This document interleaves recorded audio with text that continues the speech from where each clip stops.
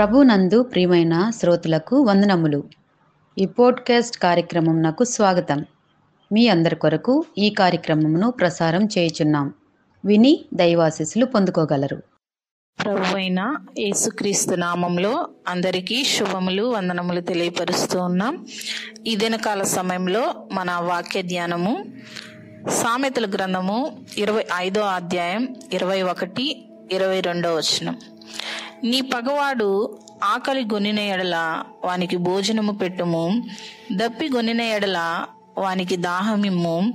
అట్లు చేయుట చేత వాని తల మీద నిప్పులు కుప్పగా పోయిదువు, యెహోవా అందుకు నీకు ప్రతిఫలం ఇచ్చును అని దేవుని వాక్యము మనకు సెలవిస్తుంది. అయితే మన పగవాడు ఆకలి కొనినప్పుడు వారికి భోజనం పెట్టాలని, దప్పికొనినప్పుడు వారికి దాహం ఇవ్వాలని దేవుని వాక్యము మనకు సెలవిస్తుంది. అయితే అనేక మంది మనకు శత్రువులుగా ఉన్న వారిని, మనమంటే ఇష్టపడని వారిని మన గృహానికి వచ్చినప్పుడు, అదేవిధంగా మనము వారి గృహాలకు వెళ్ళినప్పుడు మనము వారిని వ్యతిరేకమైన దృష్టితోనే మనము చూస్తూ ఉంటాం. వారితో మాట్లాడాలన్నా కూడా అనేక మంది మాట్లాడడానికి కూడా ఇష్టపడం.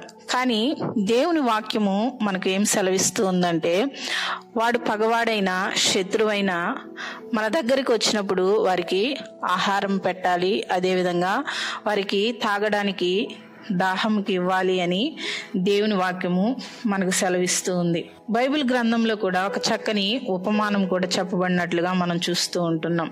ఒక మనుషుడు ఆయన తన పొలంలో గోధుమలను విత్తినట్లుగా మనం చూస్తూ ఉంటున్నాం. అయితే ఆ మనుషుడు నిద్రిస్తూ ఉన్నప్పుడు శత్రువు వచ్చి ఆ గోధుమల మధ్యలో గురుకులు విత్తిపోయినట్లుగా మనం చూస్తూ ఉంటున్నాం. అలాంటి శత్రువునైనా కూడా మనము ప్రేమించాలి అని దేవుని వాక్యము మనకు సెలవిస్తూ ఉంది. మత్తయి సువార్త 5వ అధ్యాయం 44వ వచనం ప్రకారము, మీ తండ్రికి కుమారులై ఉండునట్లు మీ శత్రువులను ప్రేమించుడి, మిమ్మును హింసించు వారి కొరకు ప్రార్థన చేయుడి అని దేవుని వాక్యము మనకు సెలవిస్తూ ఉంటుంది. అయితే ఎవరైతే మనకు శత్రువులుగా ఉంటున్నారో వారిని మనము ప్రేమించాలి. ఎందుకంటే ఆ తండ్రికి మనము కుమారులుగా మార్చబడాలంటే మనం ఖచ్చితంగా కూడా మన శత్రువులని ప్రేమించాలి అని దేవుని వాక్యము మనకు సెలవిస్తూ ఉంది. సామెతల గ్రంథము 17వ అధ్యాయం 9వ వచనంలో, ప్రేమను వృద్ధి చేయగోరు వాడు తప్పిదములను దాచిపెట్టును, జరిగిన సంగతి మాటి మాటికి ఎత్తువాడు మిత్రభేదము చేయును అని దేవుని వాక్యము సెలవిస్తుంది. అయితే మనం ప్రేమ కలిగి ఉన్న వారమైతే ఇతరుల తప్పిదాలను మనము దాచిపెట్టాలి అని దేవుని వాక్యము మనకు సెలవిస్తుంది. లూకాసు వార్త 6వ అధ్యాయం 35వ వచనంలో మనం చూస్తే, శత్రువులను ప్రేమించుడి, మేలు చేయుడి, అప్పు ఇయ్యుడి, అప్పుడు మీ ఫలము గొప్పదై ఉండును, మీరు సర్వోన్నతుని కుమారులై ఉందురు అని దేవుని వాక్యం మనకు సెలవిస్తుంది. అయితే మన శత్రువులను ప్రేమించాలంట, మేలు చేయాలి, వారికి అప్పు ఇవ్వాలి అని, వారి ఆశీర్వాదకరంగా మార్చబడేటట్లుగా మనం ఆలోచన చేయాలి అని దేవుని వాక్యము సెలవిస్తుంది. ఎవరు కూడా తన శత్రువులు బాగుపడాలని, ఆశీర్వదింపబడాలని ఈ లోకంలో కోరుకోరు. కానీ దేవుని వాక్యం మనకు సెలవిస్తుంది, మన శత్రువులను సైతం మనము ఆశీర్వాదకారణముగా ఉండునట్లుగా, వారిని ఆశీర్వదించే వారముగా మనం ఉండాలి అని దేవుని వాక్యము మనకు సెలవిస్తూ ఉంటుంది. సామెతల గ్రంథము 19వ అధ్యాయం 11వ వచనం ప్రకారము, ఒకని సుబుద్ధి వానికి దీర్ఘశాంతమునిచ్చును, తప్పులు క్షమించుట అటు వానికి ఘనతనిచ్చును అని దేవుని వాక్యం మనకు సెలవిస్తుంది. ఎప్పుడైతే మన శత్రువులు తప్పిదాలు మనము క్షమిస్తామో మనకు దేవుడు ఘనతనిస్తాడు అని దేవుని వాక్యం మనకు సెలవిస్తుంది.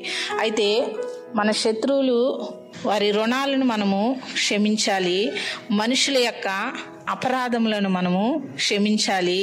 మన మీద ఏదైనా విరోధము వారి కలిగి ఉన్నప్పుడు వారిని ప్రార్థన చేయనప్పుడు వారిని మనము క్షమించాలి అని దేవుని వాక్యము మనకు సెలవిస్తుంది. మన శత్రువులను మనము ఆశీర్వదించాలి, అదేవిధంగా మన శత్రువులను మనము క్షమించాలి అని దేవుని వాక్యం మనకు సెలవిస్తుంది. లూకాసు వార్త 6వ అధ్యాయం 38వ వచనం ప్రకారము, క్షమించుడి, అప్పుడు మీరు క్షమింపబడుదురు, ఇయ్యుడి, అప్పుడు మీకు ఇయ్యబడును, మనము ఏ కొలతో కొలుస్తామో ఆ కొలతతో మరలా మనము కొలవబడతాము అని దేవుని వాక్యం మనకు సెలవిస్తుంది. మనము మన శత్రువులను, మన పగవారిని ఆశీర్వదిస్తే దేవుడు మనల్ని ఆశీర్వదిస్తాడు. మన శత్రువులను మనం క్షమించగలిగితే మన అపరాధములను, మన పాపాలను కూడా దేవుడు క్షమిస్తాడు అని దేవుని వాక్యం మనకు సెలవిస్తుంది. ఎప్పుడు కూడా మనము మన శత్రువులను, మన పగవారిని ఆశీర్వదించి క్షమించి మనము అలాగూ జీవించుదుముగాక. ఆమెన్. ఈ కార్యక్రమమును గూర్చి మీ సలహాలు మరియు మీ ప్రార్థనా అవసరతల కొరకు మమ్మను సంప్రదించవలసిన మా ఫోన్ నంబర్ 9480585039 మరియు ఈమెయిల్ ఐడి info@fibaonline.org. మా ఫోన్ నంబర్ మరొకసారి 9480585039. Email ID info@fibaonline.org.